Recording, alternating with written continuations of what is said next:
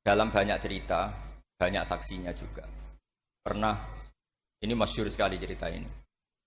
Saya Sya'rawi itu ketemu orang ekstrim yang mau mengebom orang-orang Islam yang sedang main di bar. Dugem lah kira-kira gitu.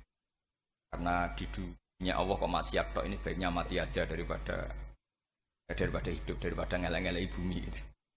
Terus ditanya sama Syekh Sya'rawi, kalau betul mereka jadi mati, aina masiruhum? Lalu mereka mati terus kemana? Dijawab oleh ekstremis tadi, ya ilanar, karena mereka matu fi hinil maksiyah, mati ketika maksiat. Terus jawabnya si Syekh Sya'rawi, lalu kalau mereka ke neraka itu keinginan Rasulullah apa keinginan kamu? Apakah pernah Rasulullah itu berkeinginan umatnya mati masuk neraka? Ya enggak. Ya sudah, kalau itu tidak keinginan Rasulullah jangan lakukan. Itu kan satu ilmiah yang luar biasa. Rasulullah tidak pernah ingin umatnya mati dalam keadaan siap masuk neraka. Makanya tidak usah mati pas itu ya. Bener MC tadi. Kalau mati milih tanggal dan milih tempat. Ya itu diantara pujian-pujian yang masyhur tuh. Yang dulu sahabat ada yang muji Rasulullah itu. Kulik tamu barroon mingkuli aibin. Fakaan nama kulikta kama tasa. Jadi itu sebenarnya makalahnya sahabat, tapi yang untung Mustafa Atif karena dapat uang banyak dari nyanyi. Jadi itu sebenarnya makalah normal dari pujian seorang sahabat, tapi yang untung Mustafa Atif. Mungkin yang untung juga pengundangnya karena ternyata abadi ya. Tapi itu makalah itu. Nah cerita Imam Sya'rawi tadi, Sya'rawi Sya'rawi Mutawali Sya'rawi ya. Mufassir itu. Saya punya kitabnya itu 27 jilid. Saya sebagai peneliti itu ya ndak tasdek amat karena saya butuh adit ya, butuh penguat itu. Dan penguat itu pula yang saya bawa ke sini. Ya ini saya baca terjemahnya dulu, nanti saya baca Arabnya supaya dapat barokahnya Rasulullah SAW sebagai Jami'ul Kalim. Nabi pernah didatangi seorang bedui. Bedui itu Arabi, orang kampung. Minta sama Nabi, karena Nabi itu udah orang kaya, tentu kira-kira saya bayangkan ya dikasih 50.000 atau 10.000. Si Arabi ini tidak terima, dan tidak terima ngomong di depan umum. Ketika Rasulullah tanya, apa saya sudah baik sama kamu? Kata si Arabi tadi, tidak. Karena kamu kikir hanya ngasih saya segini. Sahabat hampir marah saja, karena Nabi tersinggung. Gitu. Tapi Nabi lalu mengajak orang itu ke dalam rumah. Kira-kira kalau Indonesia mungkin ditambah 200.000 atau 300.000. Kemudian, apa ini cukup? Ya cukup. Kamu sudah puas? Ya puas. Fajazakallahu min ahlin wa asyiratin. Dipuji-puji Nabi. Kemudian kata Rasulullah, ayo kita keluar. Keluar nemuin khalayak begini. Khalayak rame tadi. Kamu tadi mengkritik saya, menghujat saya di depan umum. Maka kamu sekarang harus memuji saya di depan umum. Supaya clear. Akhirnya mau dia. Oke, kita mau. Akhirnya muji-muji bahwa Muhammad orang baik, dermawan gini. Setelah itu dia pulang. Hebatnya Rasulullah ketika pulang kata Nabi begini, sabda Nabi begini. Kalau saja dia pas benci saya itu kok mati. Saya ulang lagi. Kalau saja dia pas komentari saya buruk tadi kok mati, maka dia mati sebagai min ahlin nar karena berstatus pencaci maki Nabi. Akhirnya dia muji Nabi itu lewat disuap, lewat dikasih uang lagi. Loh itu sudah sah. Jadi saking baiknya Allah, Islam suapan itu juga sah. Itu kan muji Nabi itu karena di suap. Makanya ini penting. Sehingga dalam khazanah Islam itu memang agak aneh-aneh. Jadi di antara ceritanya dalam hukum-hukum Islam itu ada orang fasiknya minta ampun, tapi minta karena iman sama hadis bahwa nanti kalau ada orang mati disaksikan orang dua, apalagi kalau 4 min ahlil jannah, maka dia min ahlil jannah. Itu dia fasiknya minta ampun, nyewa orang. Nanti kalau saya mati bilang saya orang baik. Betul. Setelah dia mati bayar. Ini baik. Satu kampung nggak ada yang percaya ini saksi bohong. Tapi sama Allah diampuni karena kesaksian suapan. Lalu berarti jenengan ngalalo suap ya ndak, saya ada ngalalo suap, ngalalo sedekah. Karena sekarang kalau ada caleg bayar katanya sedekah. Ya sedekah terpaksa. Ini penting saya utarakan karena apa? Allah itu menilai itu tidak sama dengan pikiran kita. Makanya kubu sebelah itu terlalu ekstrem. Memaksa Allah berpikiran kayak dia.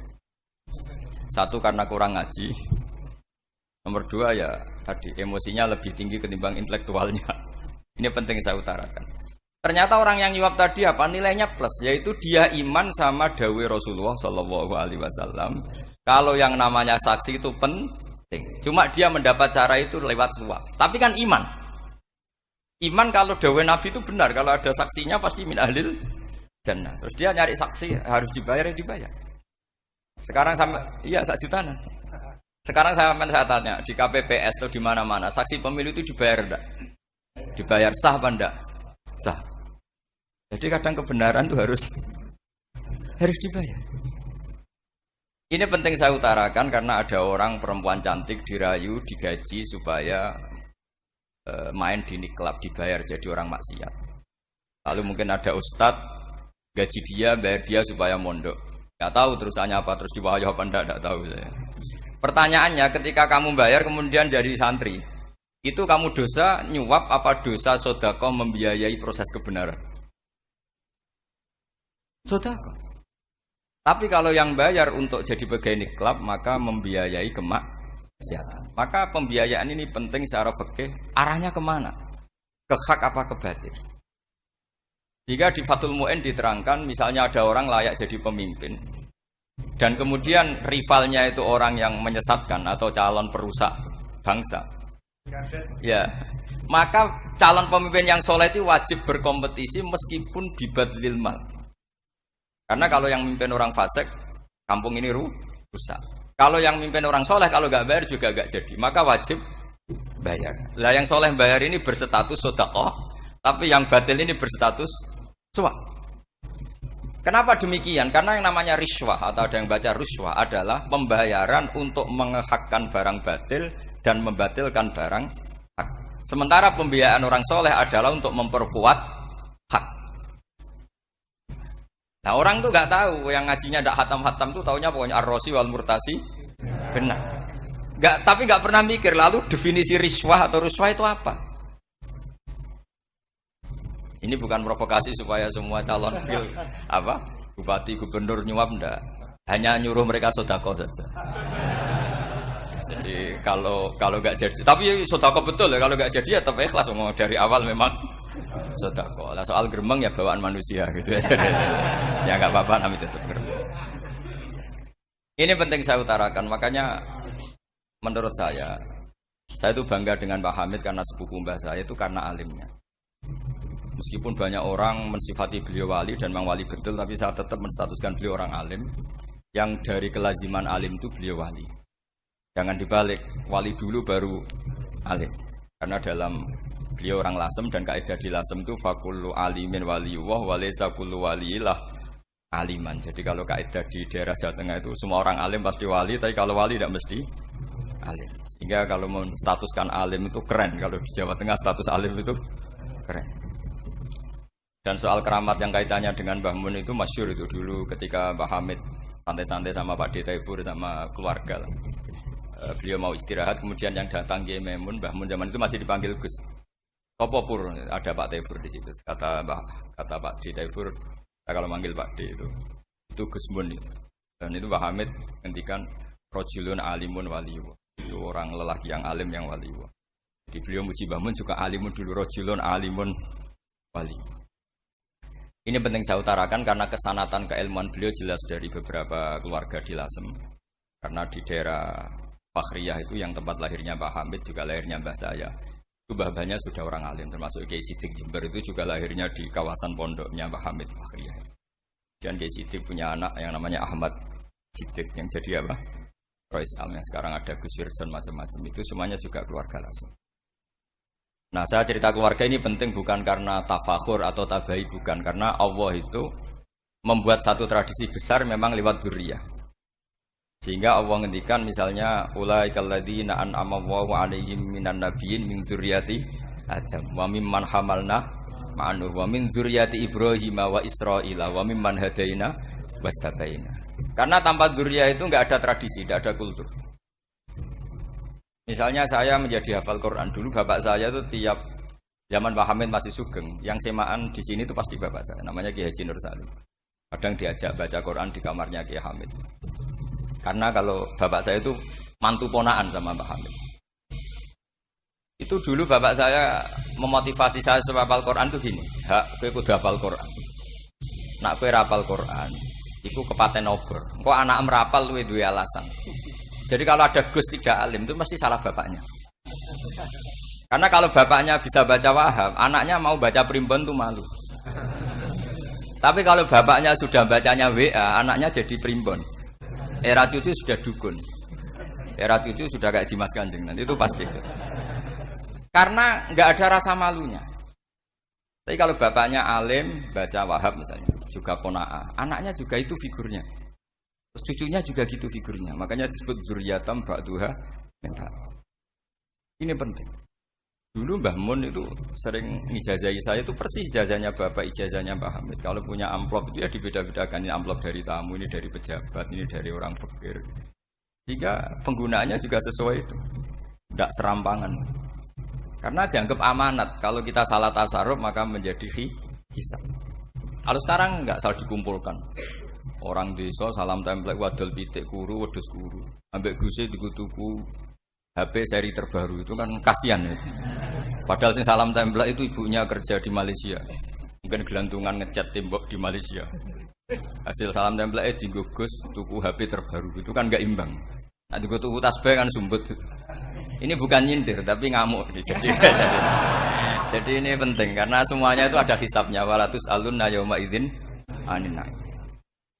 Karena tradisi ini harus kita teruskan ala qadril istithaq. Karena itu nanti yang mengawal ilmu. Kemudian termasuk tradisi mengakui santri goblok. Ini penting. Itu enggak ada santri sebarokah santri goblok. Makanya dulu Mbah Mun, Mbah Hamid, Kiai Alim itu kalau sama santri goblok ya tidak benci. Enggak kayak sekarang semua orang bikin sekolah unggulan. Sekolah unggulan itu kritik saya hanya memproduksi orang-orang yang nantinya mendapat. Kalau kamu punya santri hafal Quran, nanti hadiahnya umroh. Tanglanya umroh, santri pinter hadiahnya beasiswa.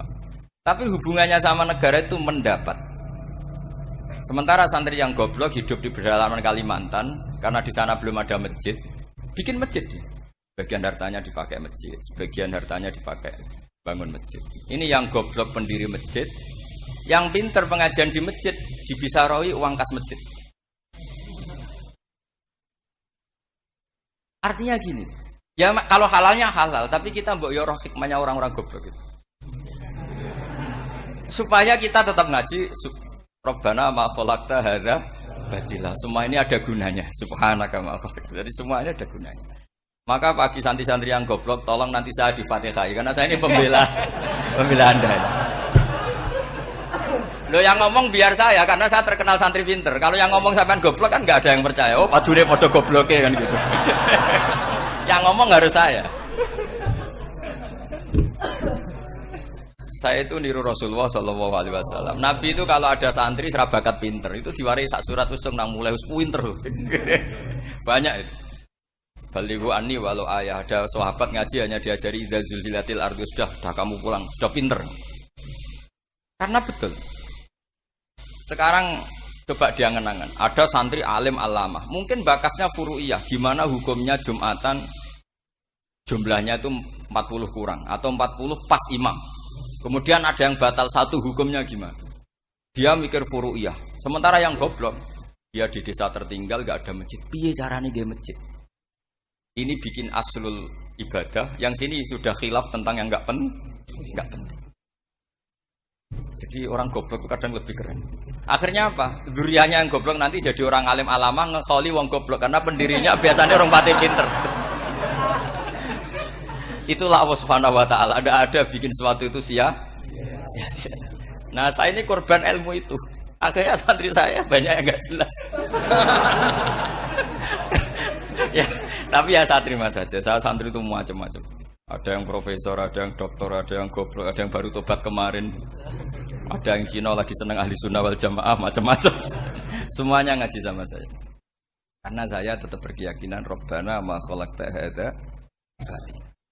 Ini penting saya utarakan karena khazanah kita ini jangan digerus oleh orang yang tidak bertanggung jawab. Pernah ada di hadis Muslim, ini cerita di Sahih Muslim.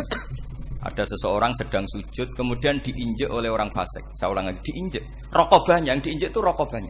Lehernya itu diinjek sama orang fasik. Kemudian si yang sujud tadi bersumpah wallahi la yaghfiru wallahu lak. Demi Allah, Allah tidak akan mengampuni kamu. Itu Allah kemudian mewahyukan sama Nabi di zamannya. Wahyunya adalah mangdalladzi yata'alla alayya alla aghfira li fulan. Laqad ghafartu dzunuba wa ahbattu amalak. Siapa yang mencantut namaku dengan menstatuskan saya tidak bisa memberi maaf. Sungguh orang itu saya maafkan dan yang ahli ibadah amalnya tak cabut semua, tak hapus semua. Karena Allah tuh nggak boleh distatuskan sesuai keinginan kita. Kita sedang soleh terus mengatakan orang lain tidak soleh, Allah tidak akan ngampuni. Ngampuni tidak, itu wilayahnya Allah dan Allah yaf'alu ma yasha. Dan Allah berkali-kali memaklumatkan dirinya yaghfiru liman yasha wa yu'adzibu man yasha. Tapi ini kubu sebelah nyifati Allah hanya wa yu'adzibu, kubu sebelah kan gitu. Tidak pernah kalau Allah disifati yaghfir. Bagaimana Allah gak tersinggung? Allah selalu distatuskan yu'adzib. Kira-kira kalau Allah kan gini, saya ini bisa u'adzib, bisa akhfir, kenapa status saya tinggal yu'adzib? Ini ngaji di mana? Khatam enggak gitu. Makanya resikonya ahli sunnah itu masyhur tuh Pak Hamid Pasuruan. Tamu macam-macam diterima. Ketika orang benci Golkar itu ada tamu dari Golkar juga diterima. Ketika orang nggak mau diberi hadiah oleh orang Golkar, Pak Hamid ya diterima. Bilang ke bapak, mengaku lo mau wae nur, duit enggak ana gunane dhewe. Sing marai rawan hisab itu kan kamu dapat uang nggak jelas kemudian kamu pakai pribadi. Kalau orang-orang soleh kan nggak pernah dipakai, kan aman saja. Loh, dihisab apanya? Wong hanya pralon. Kalau istilahnya Mbah Hamid itu pralon. Datang diberikan orang lagi, datang diberikan lagi. Kalau kena kamu kan hisab. Terus kamu nyate makan wareg glegeken. Wah itu uangnya nggak jelas dipakai nyate glegeken ya mesti hisab. Kalau nggak jelas ya disedekahkan. Kalau ingin bebas apa? Hisab. Tapi kalau sering sedekah biasanya nggak bebas dari miskin. Tapi kalau kamu wali kan tetap kayak Pak Hamid itu masyhur bisa kok. Tapi kan nggak jadi miskin. Kamu nggak terkenal sakok tapi miskin. Ini nggak wali. Ini penting. Jadi kebanyakan orang ekstrim karena mensifati Allah Ta'ala itu hanya dengan status yu'adzib, tidak dengan status yaghfir. Dan itu mereka harus ngaji lagi. Kurang apanya Rasulullah SAW? Nabi sebagai manusia benci sekali sama pembunuh Hamzah karena qatilu ahabbin nasi ila Rasulillah. Itu sama Wahsy. Siapa yang enggak tahu Wahsy? Qatala ahabban nasi ila Rasulillah, itu qatala Hamzah. Dan ketika Nabi nyuwun sewu maksud-maksudna Wahsy, Allah malah nurunkan ayat laisa laka minal amri syai'un aw yatuba alaihi. Ada pilihannya aw yatuba alaihi. Apa yang terjadi? Justru Allah mentobati Wahsy.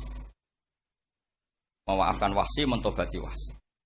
Ada sahabat yang dipuji Nabi Hamamatul Masjid, akhirnya su'ul khotimah. Kita tahu ceritanya siapa? Sa'labah. Makanya kata Mbah Mun sering cerita ke saya. Banyak orang darani saya itu tidak jelas, kata Mbah Mun, karena saya sama siapa saja baik, sehingga banyak yang nuduh saya itu tidak jelas. Kata beliau, ulama paling jelas ya saya ini, karena masih orisinil, kata beliau. Tapi pakai bahasa Jawa, karena tadi Mbak Idris bilang ada yang MA ya, Madura asli tadi, makanya saya terpaksa bahasa Indonesia tadi. Kata Mbah Mun, ulama paling jelas ya saya, karena saya menyikapi siapa saja baik. Karena di hati saya hanya membaca laisa laka minal amri syai'un aw yatuba alaihim aw yu'adziba. Kenapa kamu vonis si buruk? Bisa saja nanti baik. Yang sedang baik bisa saja nanti bu. Kalau nasib seseorang enggak jelas, kenapa kamu sikapnya jelas? Nah, ini orang-orang enggak ngaji itu memaksa orang lain jelas. Ini kubu sebelah pasti salah, ini pasti benar. Wong manusia kok dipasti-pastikan gimana? Kita ini enggak nabi. Kalau nabi maksum pasti benar. Kalau sampean apa? Maksum bisa. Jadi ketidakjelasan para ulama ini berdasar konstitusi tadi bahwa itu wilayahnya Allah Subhanahu. Ini penting saya utarakan. Jadi penting sekali. Jadi orang yang sedang fasik sekarang bisa saja nanti tobat. Yang sedang sekarang soleh bisa saja nanti masalah. Hingga Rasulullah tetap mengajarkan ya muqallibal qulub tsabbit qalbi ala dinik. Jadi kalau ngaji itu khatam. Khatam itu begini misalnya ya. Saya pernah ngaji Ihya, belajar Ihya khatam. Bahkan saya punya takrirannya berdasar kitab Ithaf, sarahnya Ihya. Kalau ingin tahu sanadnya Sarah Ihya, ya misalnya Gus Idris ini, Idris ngaji Mbah Hamid Pasuruan, ngaji Mbah Dimyati. Mbah Dimyati ini ngaji sama kakaknya Ki Mahfud Termas. Ki Mahfud ngaji sama abahnya Ki Abdullah. Ki Abdullah ngaji sama abahnya Ki Abdul Manan. Ki Abdul Manan ini mulazim terhadap Sayyid Murtado Az-Zabidi. Jadi kalau santri Salafiyah ini ya kira-kira tokoh Sabiah.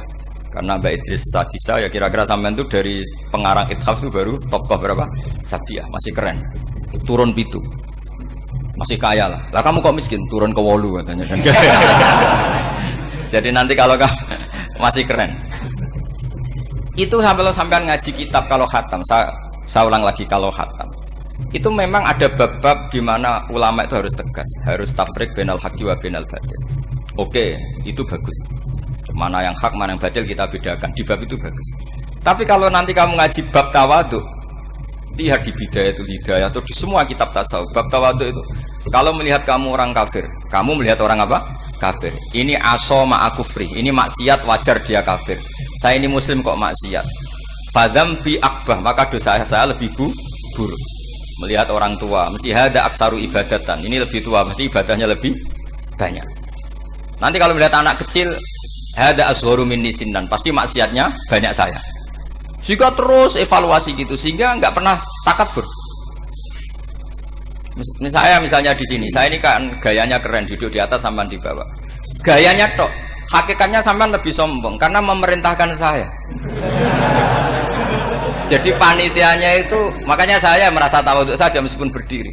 Karena hakikat saya ini makmur, diperintah. Panitia ini, penyelenggara ini amir, pemerintah. Kira-kira sombong mana? Itu sekali saya tidak memaafkan, finar itu.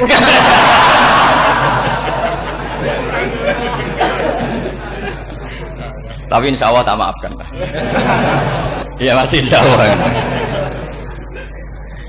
Jadi ini penting. Jadi mbok ya orang-orang yang ekstrim itu mikir keinginan Rasulullah SAW itu umatnya meninggal dalam keadaan baik.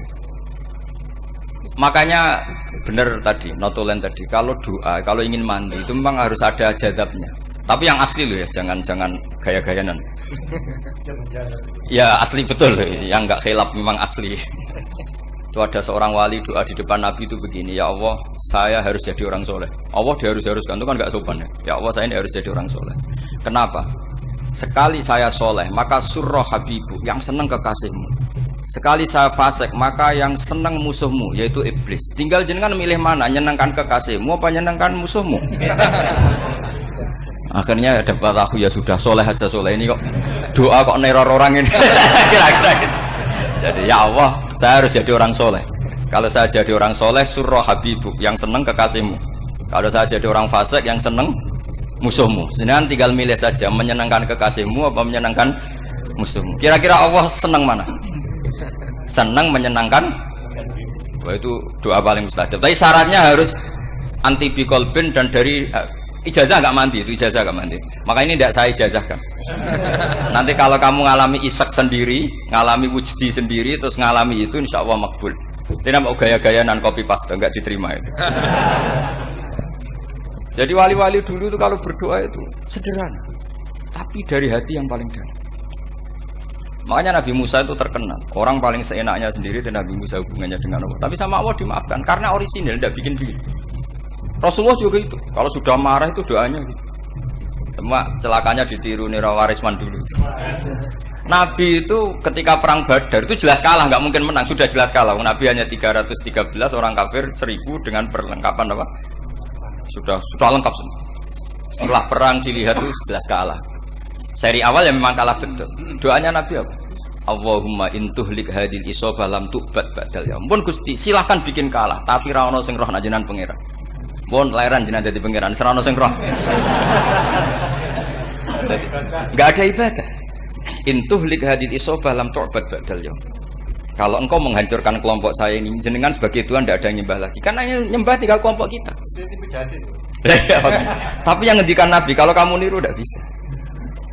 Gak bisa kamu doa, ya Allah saya ini santri Salafiyah, kalau saya bodoh menjadi presiden buruk terhadap alumni Salafiyah. Gak apa-apa sekali-kali doa gitu. Tapi kata Allah lainnya masih banyak.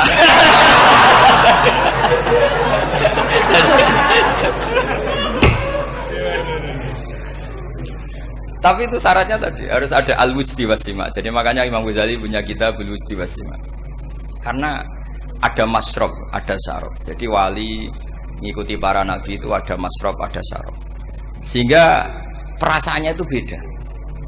Saya punya sekian contoh. Makanya tadi saya bilang di sini yang cerita nanti tak baca Arabnya ya tabarruk dengan jamil apa? Kalim. Jadi Nabi menyontohkan gini ya. Hubungannya Nabi dengan umatnya itu kata Rasulullah ibarat orang punya unta atau sapi yang susah itu. Yang sarodat itu berat. Kalau bahasa sini apa begitu? Yang larat ya Pak? Melayu. Terus orang-orang lain ingin membantu. Kubu sebelah ingin bantu. Tapi ketika mereka ingin bantu malah unta ini tambah lari karena asing. Semua selain pemiliknya ini kan bagi unta itu asing. Jadi mau dibantu ditangkap tambah lari karena ini orang asing semua. Ngajinya agak jelas, asal-usulnya agak jelas, tapi mau ikut umat Islam ini asing semua. Akhirnya kata Nabi yang punya unta itu datang, kemudian ngambil rumput, terus unta itu dipanggil, kemudian unta itu ngikuti. Kata Nabi, ibarat saya seperti itu. Kalau saya yang memimpin Islam, saya yang merawat umat saya, maka umat akan mudallalah, akan nurut. Tapi kalau yang rumat kalian, malah Islam menjadi kacau. Kenapa menjadi kacau? Karena tadi nyifati Allah saja salah. Orang Islam baik dihukumi kafir hanya karena tahlilan, hanya karena manakiban dihukumi kafir. Sekarang inginnya Nabi orang menjadi Muslim apa kafir? Inginnya Nabi orang menjadi Muslim apa kafir? Muslim. Lalu gara-gara melakukan perilaku tertentu dihukumi kafir. Iya, ziarah wali songo musyrik, nyekel patok musyrik. Katanya minta sama mayit. Padahal saya andekan jadi mayit itu diziarahi sampean enggak seneng. Enggak senengnya karena ya kadang murid itu ziarahi gurunya ya kurang ajar. Masa gurunya dibilang gini, "Ya Allah, in kana musinan fazid fi ihsani, wa in kana musian fatajawaz anhu." Kata gurunya, "Soleh tenan darani ingkana." Makanya saya tidak suka zaman ziarah ke saya. Kecuali doanya ditasihkan dulu ke saya. Makanya nggak boleh ziarah itu pada Nabi, bisa murtad kan? Coba itu baca di depan Nabi, murtad gak? Ya Allah kali ini baik maka gini, kalau buruk. Masa Nabi baiknya ingkana? Lah orang-orang yang menyerang kita kan, itu gak ada zaman sahabat doa seperti itu. Ya mesti gak ada, mana mungkin sahabat baca itu di depan Nabi. Masa Nabi didoain, ya Allah kalau dia baik maka fazid, maka kalau dia buruk, ya gak mungkin. Lah mereka nyerang kita itu gak ada dalam sejarah sahabat. Ya, sahabat kok nahlili Nabi itu gak Nabi. Mau didoain maghfir lahu. Kan ngenyek kanjeng Nabi jadi ngono iku lahu. Ya mesti saja sahabat gak akan tahlilan. Yang kabudut itu Rasulullah. Bahkan diistilahkan kabudut saja salah. Intaqala ila rafiqil ala. Nah kalau sampai harus ditahlili, kalau enggak yang rokok betul. Amalnya pas-pasan, dosanya berkelanjutan. Kondak gimana? Punya tanah warisan yang hasil ngerebut milik orang lain. Kamu sudah mati, dipakai anak cucumu. Ini berkelanjutan enggak dosanya? Berkelanjutan, berseri-seri. Mereka kalau nyerang kita kan sahabat tidak melakukan itu untuk Nabi, ya nggak mungkin lah sahabat mendoakan itu pada Nabi, kan nggak mungkin. Coba kalau kamu jadi mayit, terus kamu gurunya, terus ada murid kamu bilang Allahumma in kana musinat fazid fi ihsani wa in kana musian fatajawaz anhu. Mesti kalau kamu bisa bangun. Ya Allah dong meyakini saya soleh itu masih ingkana. Kalau guru saya soleh, maka kalau guru saya buruk, maka itu kan taklek namanya, Pak. Itu kan kurang ajar. Terus saya tidak pernah doa gitu di depan Pak Hamid Pasuruan, tidak pernah. Saya kalau doakan bangun ya tidak pernah gitu. Allahumma ali darajati fil jannah gitu. Saya nggak pernah, ingkana nggak pernah. Karena andekan itu saya juga sama kok.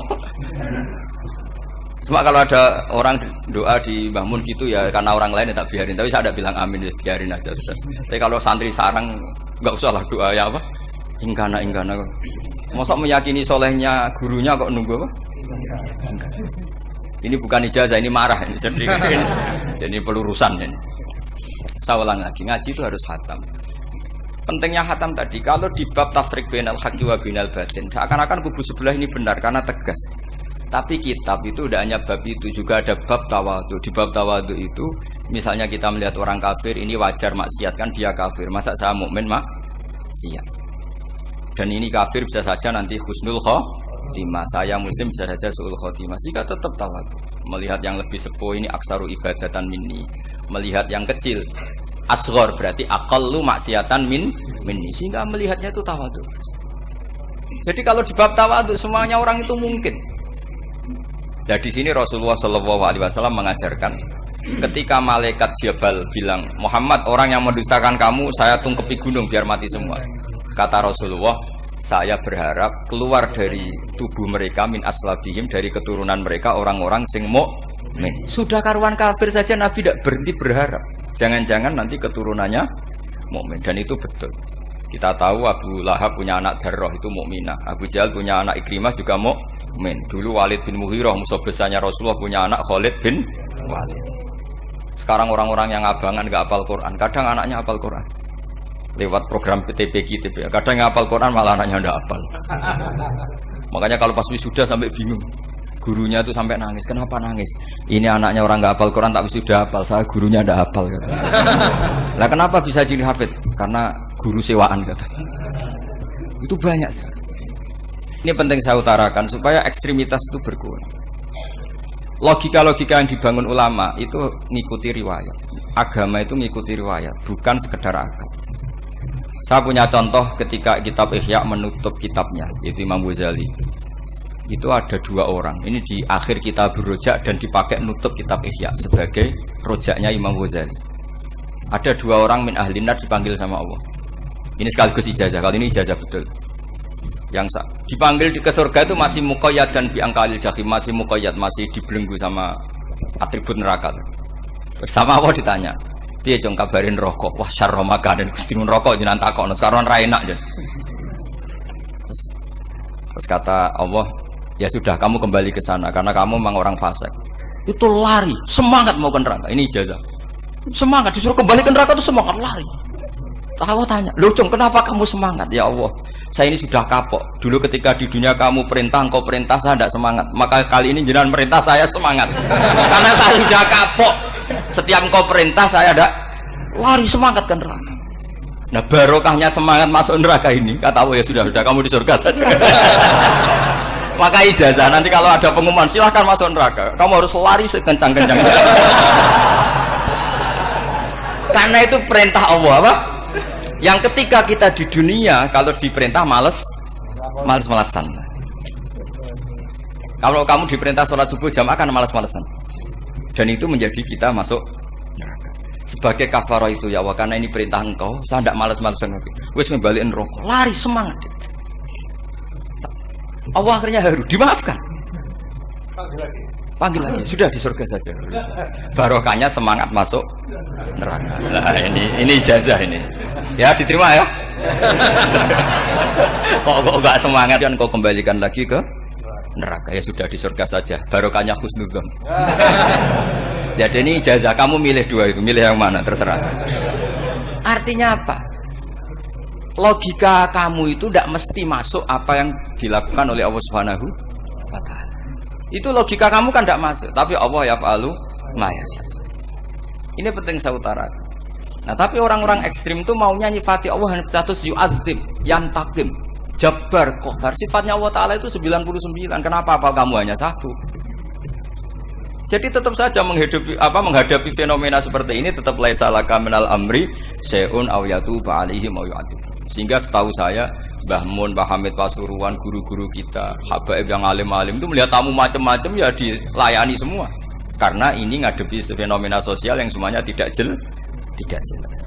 Kalau nggak jelas apa? Ya kita bisanya berharap karena afdhalul ibadah itu intidharul farad.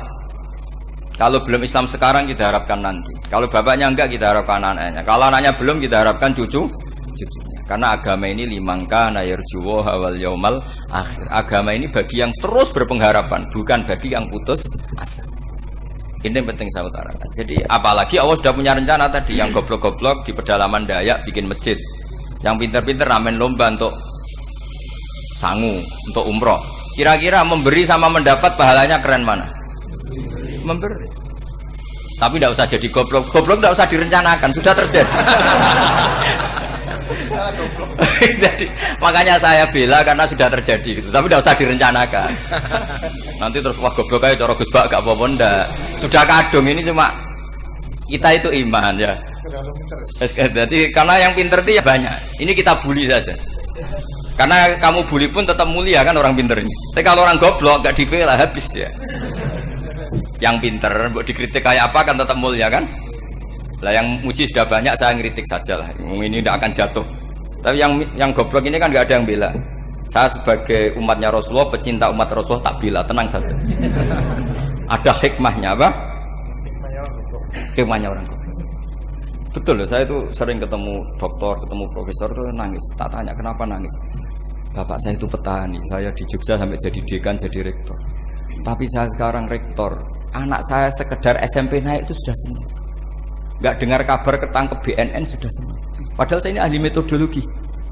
Ternyata pinter bapak saya. Karena bapaknya tadi hanya petani bisa menjadikan anaknya profesor. Tapi profesor tidak mesti bisa jadi. Anak saya SMP aja sudah senang. Karena Allah ingin membuktikan pinter kamu itu tidak ada artinya di depan iradatullah. Di depan apa? Iradatullah. Supaya orang tunduk. Lu coba yang jadi ulama tabi'in itu rata-rata abnaul mawali. Anaknya budak yang dimerdekakan. Karena Allah seperti itu. Ada yang tokoh yang tadi dzurriyatam ba'duha min ba'd itu harus kita jaga. Saya termasuk orang yang ditakdir punya mbah-mbah alim itu juga harus dijaga. Yang enggak alim peluangnya masih banyak. Banyak sebanyak-banyaknya. Asal tadi lewat jalur sregep dan kalau bodoh ngaji saya nanti. Tak ajari Rabbana ma khalaqta hadza napa? Karena ayatnya gitu, min dzurriyyati Adam wa mimman hamalna ma'anu wa min dzurriyyati Ibrahim wa Israil. Terus terakhir ditutup wa mimman hadaina wajtabaina. Itu umum. Tidak jalur nasab. Siapa saja yang hadaina wajtabaina. Ini penting saya utarakan, jadi ini sebagai penutup tak baca teks Arabnya supaya kita dapat barokah Jami'ul Kalim. Karena sebarokah-barokahnya bahasa Jawa atau bahasa Indonesia masih barokah bahasa Arab. Cuma kalau tidak saya terjemah dulu, nanti saya baca ini kamu amin, amin dikira doa aja sih. Makanya ini diterangkan dulu, biar gak korban apa? Diamini. Karena saya ini pernah Jumatan di satu kampung, imamnya itu sepuh. Imamnya sepuh, khutbah itu gak selesai-selesai karena dia gak bisa menyelesaikan sesuai teks di bukunya itu. Yang belakang mangkel terus amin, amin. Akhirnya Pak Khotib ngadeg lagi, cungkurung doa, cungkurung.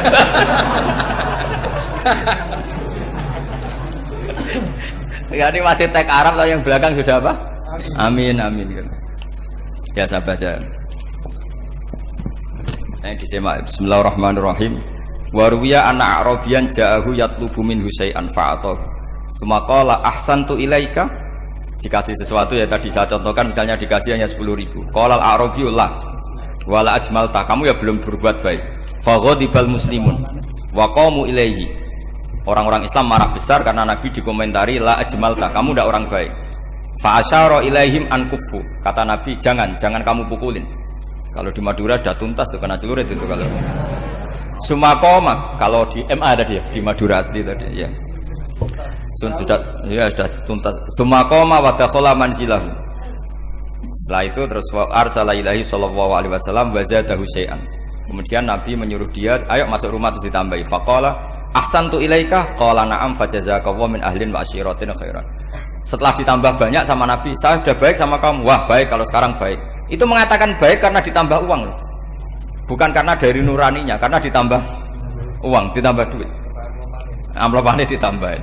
Faqala lahu Nabi sallallahu alaihi wasallam, "Innaka qulta ma qulta wa fi nafsi ashabi min dzalika syai'un.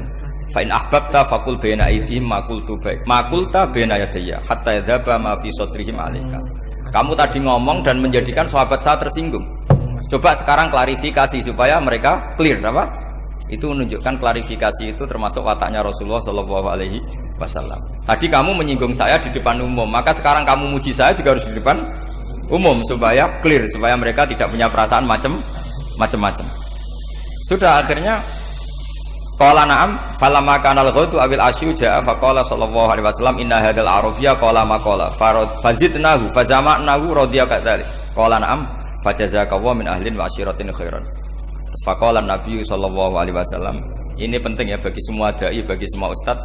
masali wa masalu hada matalu rajulin lahu naqatun syaradat alaihi fattaba'an nasu atau fa'atba'ahan nasu falam yaziduha illa nufuran fanadahum sahibuha khallu baini wa baina naqati fa inni arfaqu biha minkum. Jadi namanya unta, sapi atau kuda itu lebih terbiasa sama pemiliknya sama orang lain. Sama pemiliknya. Kalau orang lain ikut mantu ketika berat malah tambahlah lari. Sama kiai sama umat itu, kalau kiai kan punya syafaqah sama umat, maka inginnya umatnya dimaafkan. Tapi kalau kubu sebelah inginnya mengkafirkan, mendosakan, membid'ahkan, itu bisa diharap nggak umat mau kembali, malah lari. Makanya saya pernah ngalami ini serius. Ada orang tukang ngafir-ngafir nawang NU gitu. Di majelis, satu majelis dengan saya. Singkat cerita semua NU pinter. Wae jamaah zuhur itu wae sholat. Ayo jamaah, aku gak sholat. Kenapa? Kafir sholat bareng. Gak wajib wong kafir sholat. Tidak usah kafir, sholat saja. Mereka itu kan omongannya ta'arud, mengkafirkan kita tapi mewajibkan kita sholat. Sholat wajib gak bagi orang kafir? Gak wajib. Berani gak mereka mengatakan yang dikafirkan tidak perlu sholat karena sudah kafir? Berani gak kira-kira? Gak berani. Jadi omongan mereka itu paradoks semua. Karena memang gak pernah ngaji. Gak pernah apa? Gak pernah ngaji. Ngajinya betul-betul. Gak pernah khatam tadi. Ya, jadi kata Rasulullah, fa inni arfaqu biha minkum wa a'lamu fatawajjalaha baina yadiha fa akhadalaha minkum mil ardi faradda hatta ja'at wastanaqat wa shadda 'aliya rahlaha wastawa 'aliya wa inni law taraktukum kaqaulihi. Terus ya sudah seperti itu. Faradda hatta ja'at wa shadda 'aliya rahlaha wastawa 'aliya wa inni law taraktukum terus itu walhasil itu terusannya hadis itu, kalau saya membiarkan dia dengan keyakinannya tadi mengkritik saya dan dia mati maka dakhalan. Jadi intinya gini, seneng Nabi dibayar itu sah. Seneng Nabi dibayar itu sah. Seneng Nabi dibayar itu sah. Jadi ya kalau ada maulid terus kiainya ngasih makan-makan terus menjadi seneng Nabi karena ada Bukharinya, itu juga sah. Ono zaitune sah. Terus kiainya seneng karena untuk amplop juga sah. Jadi ini sudah ini sama-sama sah. Karena untuk kebaikan selalu sah. Ya, habis dua kajian di sini pasti ada sarapannya pertama. Iya. Kopi dan sarapan ngaji pagi. Yeah. Jadi orang datang ingin sarapan tidak apa-apa. Tidak apa-apa, sah itu. Sah. Sayyid Muhammad juga gitu, kalau ada orang ngaji dikasih uang juga sah.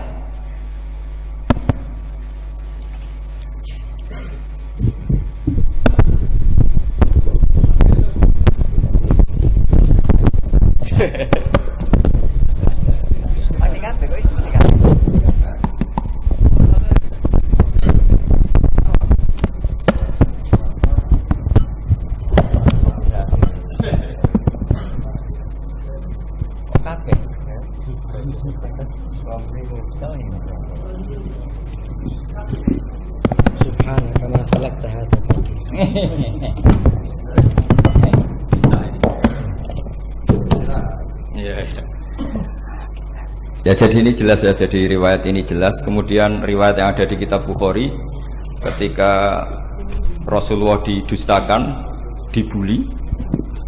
Ini wa ana mahmum ala wajhi falam astafiq illa wa ana biqarni sa'alib, yang di bawah garis itu ada yang di Bukhari. Farafatu rasi fa idzan ana bi sahabatin qad adallatni fa nadartu fa idzan fiha jibril fa nadani faqal inna wa qad sami'a qala qaumika laka wa maraddu 'alaika wa qad basa ilaika malakal jibal litamurahu bima syi'ta fihim. Fanadani malakul jibal fasallama alayhi tsumma qala ya Muhammad faqala dzalik bima syi'ta in syi'ta an udbika alim al-akhsaban. Faqala Nabi sallallahu alaihi wasallam bal arju ayyukhrijawahu min aslabihim may ya'budu wa wahdah la yusyriki. Kiai menghina orang kafir itu jangan melihat kiai kok kancanan wong kafir. Yang benar itu kiai yang penuh harapan, sehingga sama orang kafir saja berharap. Tapi sekarang enggak, kiai kancanan wong kafir, kiai kok kancanan wong fasik. Logikanya dibalik. Kiai nelateni wong kafir nak menawa anak turune masuk Islam. Kiai nelateni wong fasik nak menawa dadi soleh. Logikanya harus seperti itu. Nah, soal perang itu beda. Perang kan mereka sudah menstatuskan diri ingin bunuh kita. Tentu kita harus berani untuk mempertahankan diri. Tapi kalau kondisi normal tidak bisa seperti itu. Ini kan kondisi normal. Itu Rasulullah. Ya nggak boleh. Karena tadi. Bahkan kalau saya pernah ngaji ini di Sidogiri, pernah cerita Rasulullah jajar Nabi Nuh. Ada seorang wali, pasnya Abu Hasan Asyadili. Siapa Abu Hasan apa? Asyadili. Mimpi ketemu Rasulullah jajar Nabi Nuh. Kemudian Nabi Nuh itu digojlok sama Rasulullah. Kamu pernah maksudkan kaum kamu, bisa saja fi aslabihim atau fi zuhurihim ada nasamatan sing tu'minu billah. Sekarang misalnya begini ya, ini orang kafir. Di sini itu ada gen yang ribuan ila yaumil qiyamah. Bisa saja gen-gen yang sekarang masih di zuhurihim, karena kalau gen di lelaki diistilahkan fi zuhurihim, ini saja nasamatan tu'min. Nasama yang nanti mukmin. Kalau dia mati kan berarti kamu membunuh calon orang mukmin berikut. Tapi ya sama. Tapi kalau kamu bilang dibiarkan, bisa saja ini ada nasama sing calon kafir. Berarti kamu membiarkan kekafiran. Nah di sini hebatnya Allah. Allah bikin Nabi Nuh mewakili istihad potensi kekafiran berlanjut, sehingga beliau bilang wala yalidu illa fajiran kafaro. Paham ya kan? Rabbil tadzar alal ardi minal kafirina dayara innaka intadzarhum yudillu ibadaka wala yalidu illa fajiran kafaro. Logika itu terwakili oleh Nabi Nuh. Logika bisa saja ini ada nasamatan untuk minubillah. Itu terwakili oleh Rasulullah bal arju ayyukhrijawahu min aslabihim may ya'budullaha wa la yusyriku bihi syai'an. Kayak apa untungnya kita jadi umat Rasulullah sallallahu alaihi wasallam? Masalahnya nabimu gak Nabi Nuh, Nabi Muhammad. Jadi kira-kira istiadat kamu ikut Nabi siapa? Kalau main hantam ya ikut Nabi Nuh. Kalau main rojak berharap Nabi Muhammad. Ya sudah, sampean ikut mana? Nabi Muhammad. Ini penting saya utarakan supaya apa-apa itu terukur lewatnya. Ya pokoknya istilah kayak Wali Songo yang tercerminkan sampai ke kita kayak Mbah Hamid, karena Mbah Hamid ini sanadnya secara gen sampai Sunan Bonang, di silsilah itu sampai Sunan Bonang. Saya punya catatan nasabnya Mbah Hamid Pasuruan sampai Sunan Bonang, ditulis Mbah Kim itu. Ya, pas 40 harinya Mbah Hamid itu silsilah itu. Saya kira demikian, saya mohon maaf atas semua kesalahan. Wah, baru mulai. Ya Santi Putri itu gak usah mikir besar berat-berat, yang penting nurut suami, itu kata para suami. Tapi kalau suaminya gak layak diikuti ya diberontak saja gitu. Karena gak ada sesuatu yang luar biasa kayak perempuan. Itu kata Sayyidina Umar, pernah dia mau jalan ya, dicegat sama Khawlah itu bintu Salaf. Itu sampai 3 jam. Padahal Umar sudah Amirul Mukminin. Sudah siapa? Amirul Mukminin. Tapi ketika ditanya, kenapa engkau berhenti karena orang tua ini? Kamu tahu orang tua ini siapa?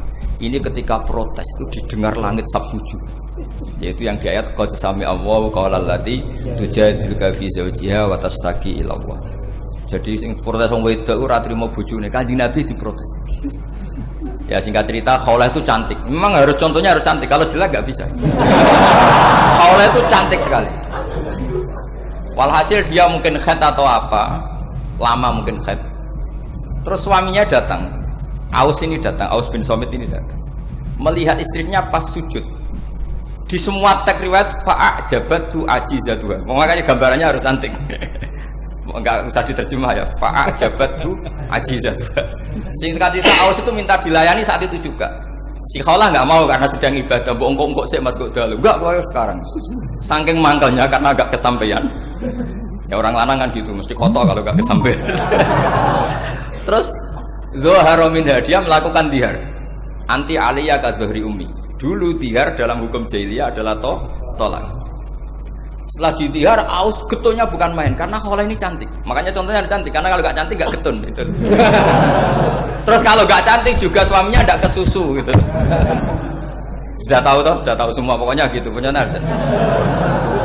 Singkat cerita akhirnya suaminya datang ke Rasulullah. Ya Rasulullah, saya ini sangat mencintai istri saya, tapi tadi saya keterucut dihar dia. Lalu solusinya gimana? Ini karena tambahnya khas perempuan, kata Mbak Idris, ya sudah tak turut, ini khas perempuan. Kemenangan partai apa? Perempuan. Tapi tidak PSI, ini kemenangan partai perempuan. Kata Rasulullah, sementara hukumnya begitu. Kalau dihar itu biman zilatit tolak. Ya sudah, kamu nggak bisa kumpul lagi sama dia. Istrinya dikasih tahu, protes. Apa? Hukum apa-apaan itu? Diparani Rasulullah. Ini hukum tidak benar ya Rasulullah. Ya tapi setahu saya hingga detik ini saya sebagai Nabi hukumnya baru begitu. Nggak benar. Dibantah terus sama Nabi diancam gini. Kalau engkau tidak bisa memutuskan, tak laporkan Allah.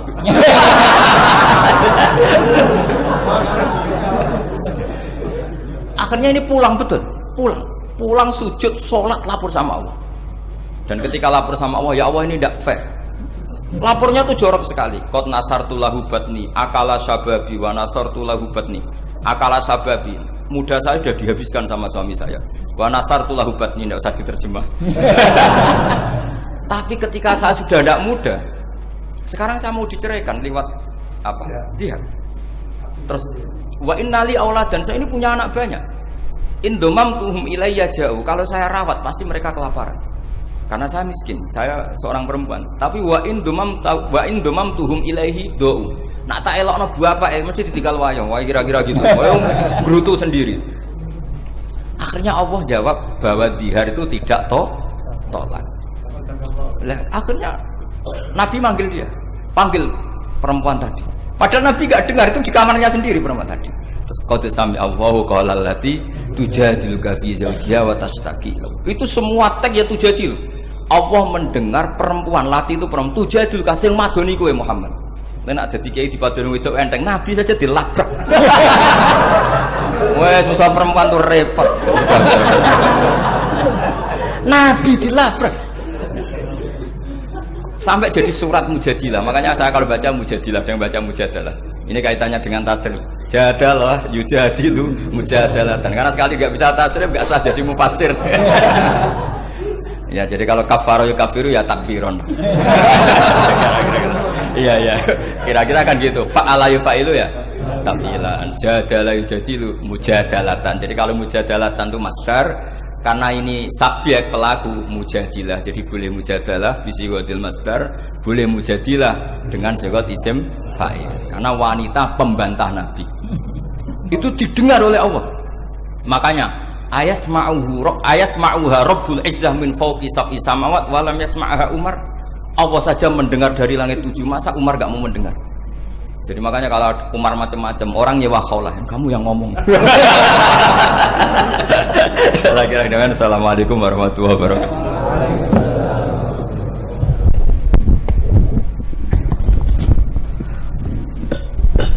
Luar biasa ini. Alhamdulillah, mudah-mudahan menjadi ilmu yang bermanfaat. Dilanjutkan dengan sesi dialog. Untuk termin pertama kami beri waktu kepada 3 penanya. Oke, 3 penanya yang bukan termasuk yang goblok-goblok tadi ya. Monggo, silakan.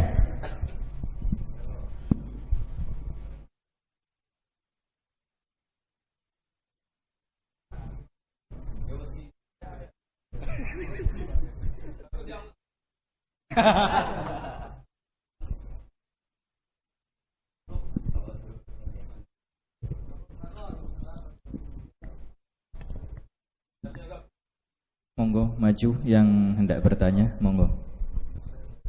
Silakan. Ada?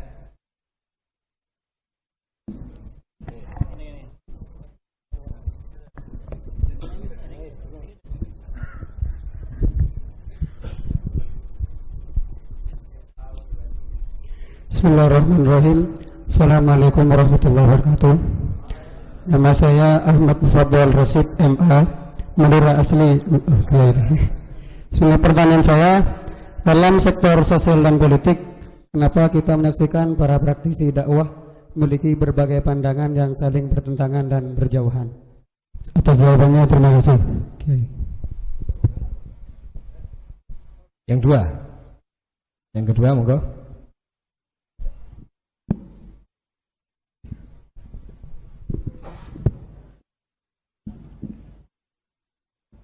Bismillahirrahmanirrahim. Assalamualaikum warahmatullahi wabarakatuh. Nama saya Ahmad Syarif Hidayatullah. Pertanyaannya, bagaimana cara menyikapi beda pemahaman dan pengamalan dalam Islam di Indonesia? Bagaimana cara menyikapi beda pemahaman dan pengamalan dalam Islam di Indonesia? Wassalamualaikum warahmatullahi wabarakatuh.